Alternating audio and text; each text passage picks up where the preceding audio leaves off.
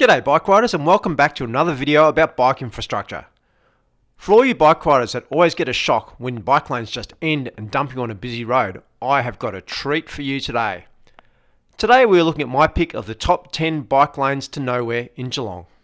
I'm the Bike Route Buddy, bringing you bicycle infrastructure reviews from Geelong and further afield.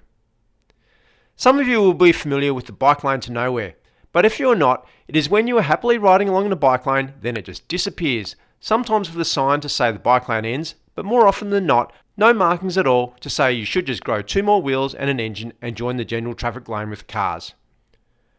When you don't know if the end of the bike lane is nigh, the anxiety can often be enough for you to put your bike back in the garage and take the car instead. So let's get started with number 10.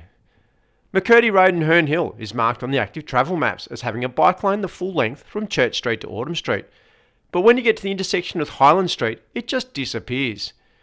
It is signed and on the map, but is not that great anyway, as you have to move out into the traffic lane to go around all the parked cars. Google Maps seems to think the bike lane only runs for a couple of blocks from Church Street.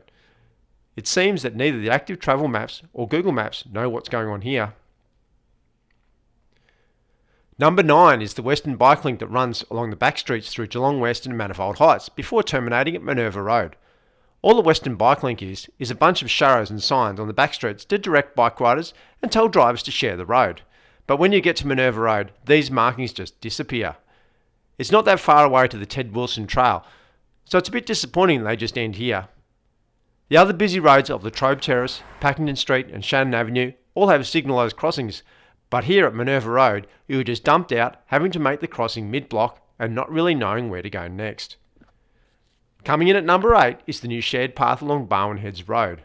When the main road got an upgrade, this path was put in beside the road.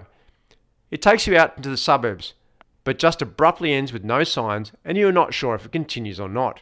The only option to get to Warralilla Shopping Centre is to ride along the extremely busy Barwon Heads Road that has no shoulder for the last 2 kilometres or so. It makes this path kind of useless, as no one is going to ride along Barwon Heads Road to access the start or the end of this path. Barrable Road is at number 7. It's one of my favourite bike lanes to nowhere and is featured in a few of my other videos. It is a horrible car door zone of death bike lane, but then we get to this point near Highton Village where the line just disappears. But there is still a bike lane sign. Maybe this isn't a bike lane to nowhere. Maybe the bike lane is the whole road, in which case, why are there cars driving in the bike lane? Number 6 is a treat. This one is also on the active travel maps, and here you are happily enjoying a peaceful ride along in this car door zone of death bike lane, only for it to disappear 100 metres before this crazy busy intersection. It is marked on the active travel maps as a bike route. I've noticed that this section is not marked on the principal bicycle network, but how would you be expected to know this if you didn't have the map right in front of you? You have a sign saying bike lane, only for it to disappear. Halfway through the count now, but make sure you click on the subscribe button. The more subscribers we can get, gets us more influence for change for the City of Greater Geelong. Number 5 is the Esplanade as you are coming into the Geelong Central Business District. You have this kind of okay-ish car door zone of death bike lane, but as you get close to Moorabool Street, the bike lane gets narrower and narrower, and then you have a bike lane end sign. There is still a dotted line on the road and some green paint, which makes it confusing for everyone, as green paint is usually associated with bike lanes. You go on another 100 metres or so, then there is another bike lane sign again. Bike lanes separated by 100 metres or so of no man's land where the bike lane ends. And as you ride along here, you have to be careful not to get cut off by drivers. I was looking around on Google Street View on this section, and I found this sign in this section where the bike lane ends. I wonder why only the bikes get a blessing, as the bike riders might be the ones needing the blessing to get safely through this section. It is quite ironic that there is a sign to bless the bikes in the 100 metres or so where there is not a bike lane. Where do bikes go in the afterlife anyway? And where do they go if they haven't been blessed? Before we get to the last 4, I've got a couple of honourable mentions that didn't quite make the top 10. One is getting to AWA Basketball Stadium. There is a great shared path that goes within 300 metres of AWA Stadium, where thousands of people play basketball each week. But unfortunately, there is not even a footpath to connect the shared path up to this stadium. Crows Road was marked on the active travel maps as a designated bike route, but it just looks like a road with cars parked on it to me. Another honourable mention is where the Barwon Heads Road shared path crosses Breakwater Road. Once you're across this road, it takes you into the Belmont Common. There is another path at the end of the common, but there are no signs, so anyone coming along here would think that the path just ends here. You only know where you're going if you've been along here once before. Okay, back to our count. Mercer Street at number 4 is a favourite one of mine. You head out from the end of Malop Street where you get a painted bike gutter with no parked cars. And you think, great, before you get close passed by every man and his dog wanting to get the next red traffic light before you. But then the bike lane just ends out in front of the police station. Did the police have influence over this section, not getting a bike lane to improve the safety of those wanting to choose a bike as their form of transportation? As soon as you are past the police station, the bike lane restarts.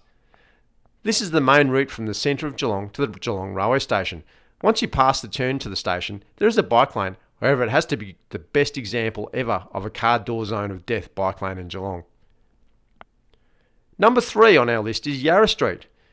There is an on-road bike lane all the way from Barwon River right up to Ryrie Street in the centre of the city. There is even a newly constructed and upgraded section at the redeveloped South Geelong train station with lots of green paint, so bike riders are encouraged to ride this way. All that good work just comes to an abrupt end when you get to Ryrie Street, as it is another case of the disappearing bike lane. It's only 2 small blocks from where this lane ends to the new Green Spine project on Malop Street. But for some people, this section is probably like crossing the Grand Canyon, and it's enough to prevent people from riding into the central business district along Yarra Street. It is the same the other way. After Barwon Street, the bike lane dons the invisibility cloak, or does it transform itself into car parks? Either way, there's 3 blocks that don't work for people not in a car. And when you get to the start of the bike lane again at Ryrie Street, there is often a person stopped in their car in the no standing zone, and even if there isn't, the first car park leaves no space to ride in the bike lane anyway. I better keep on topic, as we're here to talk about bike lanes to nowhere, not bad bike lanes or people parking in bike lanes. If I go down that slippery slope, we'll be here all day. We're getting to the pointy end of the countdown now. In at number 2 is the Southern Bike Link at Barwon River. There is a separated bi-directional bike lane down Moorabool Street and a shared path across the river. But once you are over the river, the path gets narrower and narrower, and you get forced in close to traffic coming the other way at 70 kilometres per hour.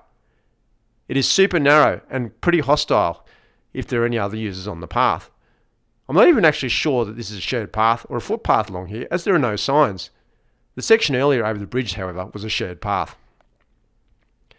Once you get to the next intersection, it can be quite challenging to cross the slip lane and then even crossing Barwon Road with signals. I've had a number of near misses from cars turning right into Barrable Road. If you get this far, these are footpaths on either side of the road, so you can't legally ride on these paths in Victoria unless you're under 13 or accompanying someone who is under 13. Anyone keen to ride on that road along here on High Street though? This section was meant to be upgraded with street trees and bike lanes in 2022. It was fully designed and fully funded with a $2.3 million grant from the Transport Accident Commission. But the City of Greater Geelong councillors, in their wisdom, decided that the road was better left the way it was and gave the money back to the Transport Accident Commission.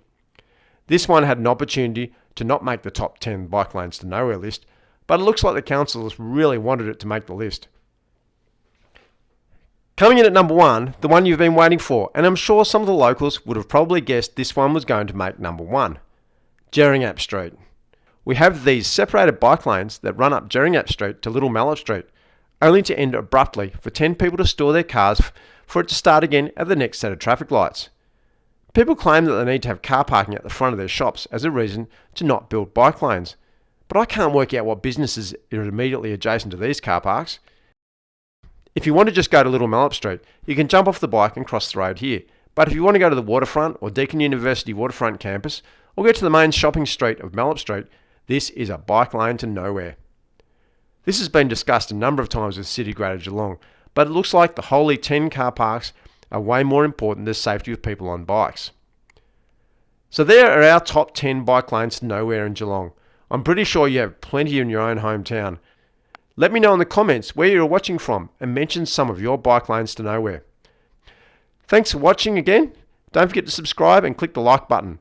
I'm the Bike Route Buddy, and I will see you riding in a bike lane that doesn't abruptly end.